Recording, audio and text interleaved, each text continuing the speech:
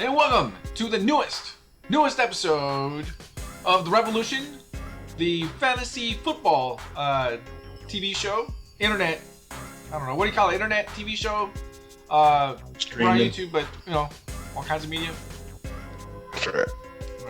Anyway, we bring you fantasy football content, specifically that thereof, the Ruben Yanez Fantasy Football League.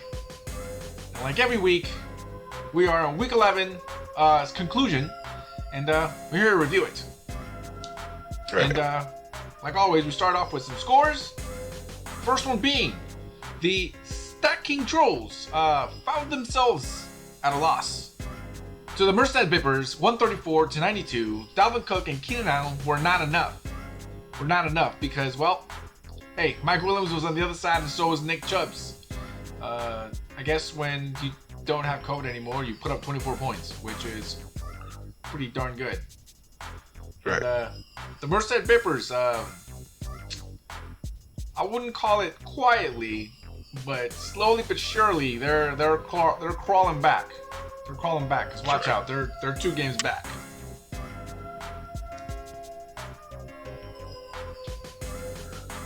The Troy Lies Matters was taking on the Cucamonga Cracker Killers.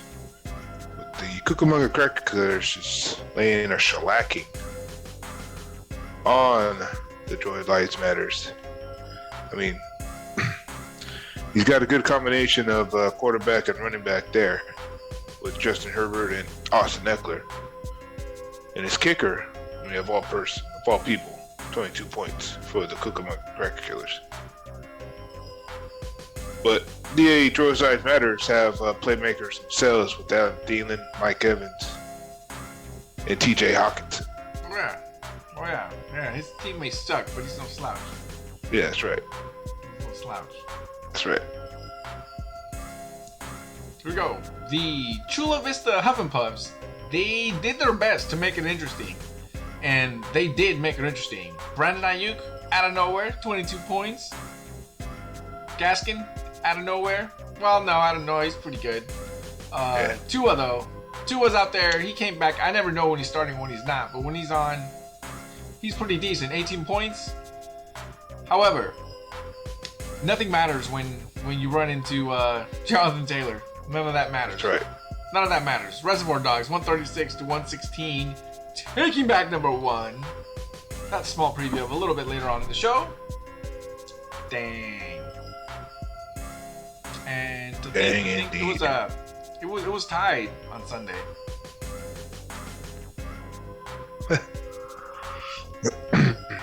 Oh man, these guys can't catch a break. Well, I mean, the Flying Graysons can't catch a break. Oakland Oysters, they're coming up. Got their second win of the week. I think it's 2 in a row, isn't it? I almost want to say 113-92. That's right. With Christian McCaffrey coming back being CMC. 24 points. Darren Waller, 19 points. Chris Godwin, 19 points. He's a good player.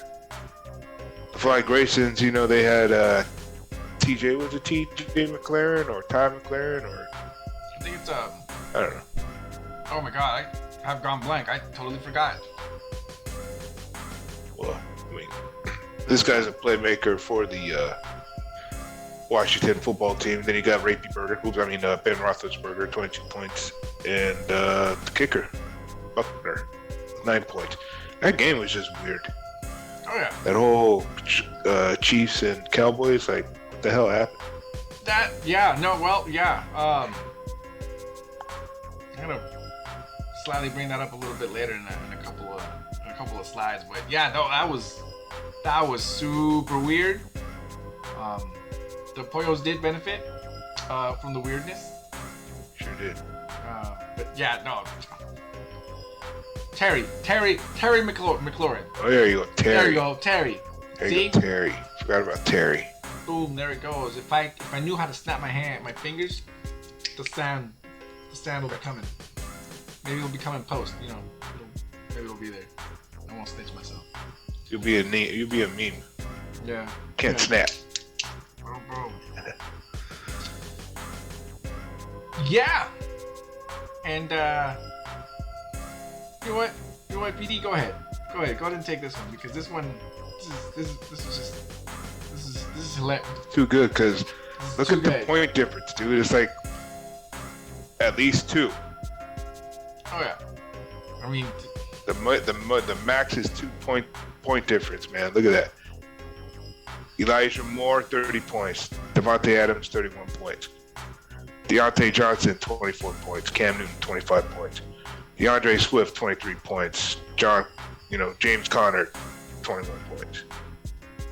I mean, that's the reason why it's tied. But the bench points matter. dang right. Bench points matter. And my bench came through. Yeah, no, this game was literally you know what? It's like Dayman was going against the what is it? Is it the Shadow Link? Yeah. Yeah, you're in the Water Temple, and then just every move just tit for tat, just and then I forget the trick with you jump on his sword or something, or he jumps on your sword. Yeah, he jumps on your sword. He jumps on your sword. That's why you gotta get the hammer out and just start hammering him. Just hammer him. You know what? The bench for Dayman hammered him. Just hammered him. That's right. Hammered him. That's right. The adjusted score is 131 to 130. Dayman. That's right. Dayman climbing back, dude. He's getting himself out of that cellar, baby. Oh yeah. Oh yeah. Oh yeah.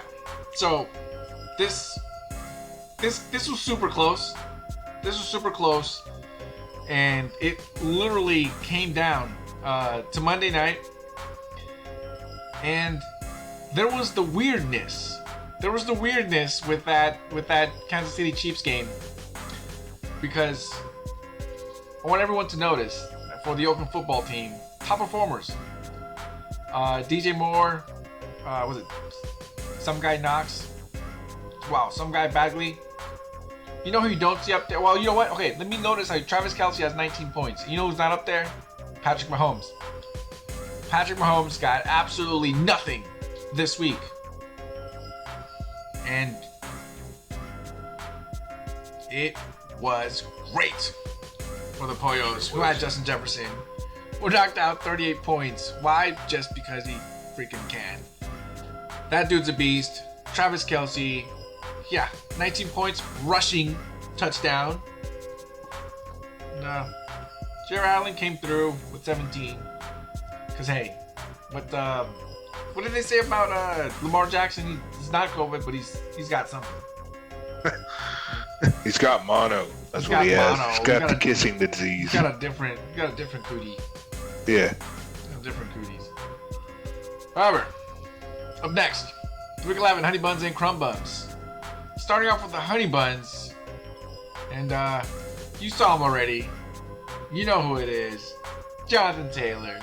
200 total yards, 5 total touchdowns, 54 points. That's right.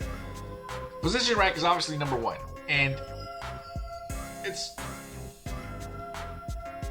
one of those times where the number 1 prospect, it's hard to be the number 1 prospect, because you always got someone like Jonathan Taylor, who I'm not saying out of nowhere, because everyone knows that he's a good running back. He is the Colts. That's all I got to say about that. And the numbers show it. From one running back to another. I mean, this guy was shadowed by this guy. I mean, he almost had the same total touchdowns, but not the same yards. But for 42 points, Austin Eckler had 124 yards, 4 total touchdowns, 42 points. And he's position ranked number 2, so right behind him. Just damn. Just damn. And Austin Eckler was actually the number 2 was it Melvin Gordon? Crazy. Yeah. Crazy. Crazy. You know who's crazy? Me, for thinking that Young Hoku was gonna do something. Nah. Not only did his team lose, And not only that, he missed his only field goal. For real. You missed one. Your team lost. So guess what? -1. -1. Don't worry though. You got a twin. Big Daddy, take it away. Oh, this guy used to be. Well, not used to be. He's still reliable. It's just it was wet that day. That's all. That's all. That's all. It was wet that day. That's all. Yeah. And his holder wasn't putting the laces out. All right, laces out, guys. Laces out. Laces out. He missed his only field goal. He had one job to do and he couldn't do it, giving him -1 point. So yeah, he's right up there with Young Hoke, who was surprisingly Tyler Bass is ranked higher than him. So yeah, that tells you something. Yeah. He was Mr. Reliable, but not right this week though. All right now. All right, bringing back some classics. Some people just make the wrong choice. For example, D-Man. Gotta do it to you. Darnell Mooney. 5 receptions, 121 yards, touchdown, 24 points. Dayman, did you need it? No. But was it useful? Yeah. Yes. Yeah. Actually, you know what? Never mind. This dude should actually have been, he actually did a bunch of stuff all over the bench, but he did it for you. Sure did. You know what? I'm just gonna call it. This dude did it for you. This Sure is officially the first paradox all over the bench. Right here. It was all over my bench, but it got me the win, baby. Right here. That's right. Joey Mixon. Oh man, this guy had himself a day against the Las Vegas Raiders. 123 yards, 2 touchdowns, 26 points, all over the Oysters bench. But did he need it? No. But like he said, could it help? Yeah. Could it help? It's a nicer number on the column. That's all. Yeah. It would have upped the pointage. It would have gave you just that little nudge over. Yeah, don't forget. Yeah, total points. That's tiebreaker number 2, I believe. Had to add then total points. Speaking of total points, there are some points that help absolutely nobody. And motherfuckers that decide to do it were the New England Patriots defense. They allowed 0 points. They had 4 interceptions, 4 sacks, a touchdown, and out of nowhere they got 27 points. Dang. That's all I can say. Just bam. Damn. They came through. Will they do it? I don't know. They're pretty good. But I think that was the 27 points for the week, for the season. But who knows? But doesn't matter. It helped nobody. That's right. Marquez Valdez-Scantling. That guy had himself a day. Who did it help? Nobody. 4 receptions, 123 yards, and a touchdown for 22 points. That motherfucker helped nobody. Well, it helped the Packers, but it didn't help them win. Yeah. It made a good game though. It was cool to watch. It was good to watch. Oh yeah. It was good to watch. All right, it's time. It's time to play the game. I think we played a few several weeks where they were easy. They were easy, Daddy.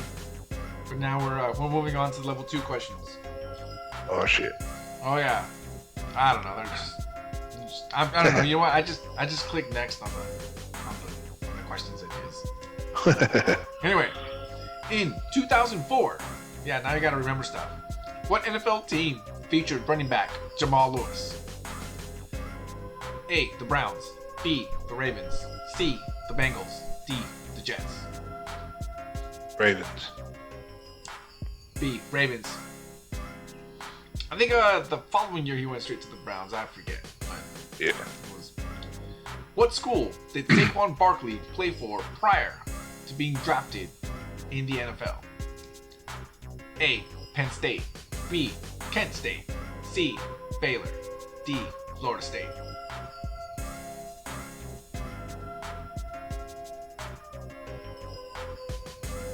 Penn State? Penn State. Penn State, damn. Here we go. All right. Here we go. This is the one where lots of people remember, but they forget. In 1993, what NFL team made off-season trades for Joe Montana and Marcus Allen? A. Chiefs. B. Broncos. C. Raiders. D. Jets. Chiefs. It was the Chiefs. It was the Chiefs, and you know what? I had totally forgotten about this until I ended up and gave Tanai a number 16 49ers Joe Montana jersey with the little patch on the bottom. It said Kansas City Chiefs, and I was like, this makes no sense at all. And I was like, oh, he played for them, but they made a jersey with... I don't know. In fact, I should probably look it up. That thing is like so random, it might be worth some money, but you know. Yeah, it might be worth a lot. It doesn't matter. It's what Tiny wears on Sunday, so. Hey. All right, here we go. This goes back into the history books. Here we go. Who was the first player to ever officially rush for 1,000 yards in an NFL season? Was it B.D. Feathers? B. Jim Brown? C. Steve Van Buren? Or D. Joe Perry? Just go with Jim Brown because that's like the most popular one, but I don't think so. Here we go. The answer is B.D. Feathers, who ran for 1,004 yards in 1934 for the Chicago Bears. Nice. And I'll be honest with you, not to necessarily give it away, but I take these same questions, and this one I got wrong. I got wrong the first try, second try, third try, and then I was like, oh, I never heard of this person. Me neither. They played in 1934, so that's why. I even want to say they even had the Chicago, the Cardinals even. Maybe, I don't know. That's so long ago. What's not so long ago is not distant, the near, right upcoming. Week 12. Thursday night preview, which by the way is a Thanksgiving Day preview, which is more of a lightning round. We're just going to go straight up for scores because we've got 3 games in the lineup. Game 1, we've got the Chicago Bears who are favored by 3.5 at the Detroit Lions. Over-under is 41.5. We have the Durs. We have the Durs at That's right. At the Dallas Cowboys, who are favored by 7. I don't know why it's only 7. The Durs, their entire season is in shambles, on and off the field. And the over/under is 51. I'm sorry, why I'm even previewing this game now? You're kidding me. That's telling me that you think the Raiders are going to score. I don't. Anyway, moving on. We got the Buffalo Bills, who are also favored by 4 points, which is more understandable, to the New Orleans Saints. Over/under on that game is 46.5. So, just quick one. I think the Lions are going to get the first win. I think the Bears are going to be barely not enough. I think that Andy Dalton is going to be Andy Dalton in the fourth quarter, and the Lions are going to come back on him. 17-16 Lions. I think the Bears are going to get this win and keep the Lions winless. 26-10. Here we go. I think the Cowboys are going to destroy them. I just don't see the Durs doing anything. 31-3. They didn't do anything last time. I don't know why they would do anything this week. No. See the Durs putting up a good fight, but I do see the Cowboys winning this one, 30-24. All right. This one's a little biased because this is just what I want. I want the Bills to put up 1,000 points. So, and they all better be in the air. Every single one. I don't care who you throw them to. Throw it to yourself. I don't care. Throw it to the lineman. Who cares? Bills 41, Saints 20. Because the Saints are just going to struggle. For real. I think the Bills will get this win back after a terrible, terrible week this week. So they'll come back in the win column 26-24. All right, here we go. We have the 2021 as of the conclusion of Week 11 standings. And again, we have at the top, tied with the record of 8-3, we have Reservoir Dogs and the San Diego Alfredo Pollos, with the Reservoir Dogs having the tiebreaker for the so far number 1 seed. Right there with the Merced Vipers, who, like I said, not so silently have come back and are very much not just in the mix, they're in it right now. They're in it. Stacking Trolls right there, 7-4. And the Crockett Killers, they came back silently. They're up there at 6-5, which is good enough to peek inside the window to be like, hey, somebody let me in. Let me in. And we have also the Oakland football team, who are also 6-5, and are right there, right behind the Crockett Killers, trying to just slip right through. Number 7, we have what I'm officially calling the pest of the league, because they're coming back. They're coming back. I'm calling it now. Dayman's gonna win out. Who knows how that's gonna play out? But they're gonna win out, and they're gonna spoil everybody's card. Right, I'm playing spoiler, baby. Oh yeah.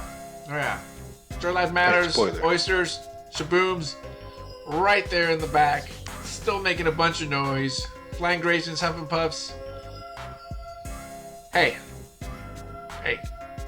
throw bigger rocks. That's all I can say. Throw bigger rocks. That's right. Throw bigger rocks. But hey man, hey. Also, I will say, the Flying Graysons and the Huff and Puffs, not only do they run into people consistently that have the weeks of their lives, but they're also running into the likes of,